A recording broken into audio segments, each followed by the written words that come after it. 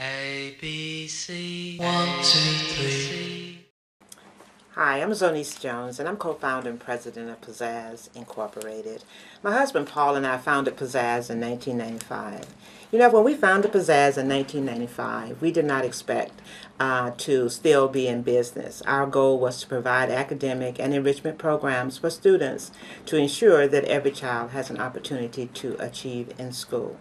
So we provide after-school tutoring and homework assistance, and we have enrichment programs. So we thought that within 5 years that the school district and the educational system will have changed in such a manner that our services would no longer be needed. That was a goal of ours. Well, now, 17 years later, we're still here, and we still have students who are capable of achieving in school, underachieving in school.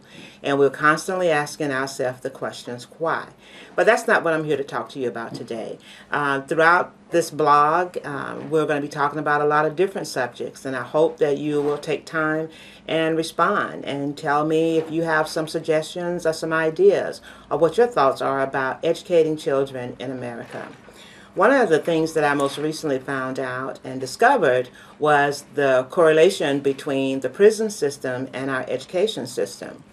Did you know that there are some states who determine whether or not to build a new prison or a new prison cell based on whether or not a child is learning to read or is reading by the time they get into the 3rd grade? That means that if you're a parent and you have a child that's struggling in school and your child is in the 3rd grade and your child is not reading in the 3rd grade, when that state tests your child, it's going to reflect that they're not reading at a level that is proficient. They will then decide to build a prison cell based on the fact that your child is not reading. That is a serious issue, and that is why over the last 10 years the prison system has become the largest growth industry in the state of California as well as in some other states. It's a sad commentary when we base our prison growth, the development of a prison cell, on whether or not our child is reading. It is a sad commentary when we spend more to house people in prisons than we do to educate. For example, in the state of California, we spend about $44,000, almost $50,000 a year to house a juvenile. But our state budget as it relates to education, we spend $7,000 a year.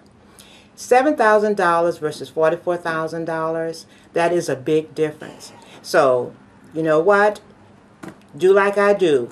Go and do your research. Find out the facts. And if you're a parent and your child is not reading by the 3rd grade, get them help. Because once again, if they're not, the next prison cell that they're building will be on the back of your child. I just want to bring this information to you and let you know that's how it is, the state of education for our country. We need to do better, we need to do more, and we need to change the amount of spending that's been set aside for prisons versus the amount of spending that's set aside for educating our children. You can do it, you can make a difference. Send me a note. Thanks.